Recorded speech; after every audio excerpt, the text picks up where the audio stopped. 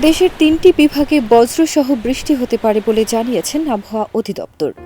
এছাড়া দেশের অন্যান্য জায়গায় আকাশ অস্থায়ীভাবে আংশিক মেঘলা থাকতে পারে বলে ধারণা করা হচ্ছে। আবহাওয়া অফিস বলছে, মৌসুমীর স্বাভাবিক লঘুচাপ দক্ষিণ বঙ্গোপসাগরে অবস্থান করছে। এর একটি বাড়তি অংশ উত্তর বঙ্গোপসাগর পর্যন্ত বিস্তৃত রয়েছে। এছাড়া দক্ষিণ পশ্চিম বঙ্গোপসাগর ও এর কাছাকাছি এলাকায় একটি লঘুচাপ সৃষ্টির আশঙ্কা রয়েছে।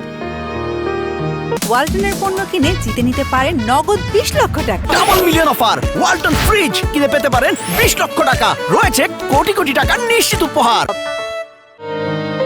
এ পরিস্থিতিতে আবহাওয়া অফিস আরও জানিয়েছে, 11 নভেম্বর সন্ধ্যা পর্যন্ত খুলনা, বরিশাল ও চট্টগ্রাম বিভাগের দু এক জায়গায় বৃষ্টি অথবা বজ্রসহ বৃষ্টি হতে পারে।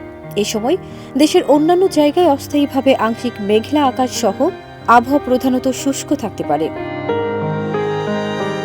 আবহাওয়া অফিসের তথ্য অনুযায়ী সারা দেশে আজ সোমবার দিনের তাপমাত্রা প্রায় অপরিবর্তিত থাকতে পারে এবং রাতের তাপমাত্রা সামান্য বাড়তে পারে। এছাড়া আগামীকাল 12 নভেম্বর দিনের তাপমাত্রা প্রায় অপরিবর্তিত থাকতে পারে এবং রাতের তাপমাত্রা সামান্য কমতে পারে। পরদিন 13 নভেম্বর দিনের তাপমাত্রা প্রায় অপরিবর্তিত থাকতে পারে। ফারজানা নিকিতা, দেশ রূপান্তর।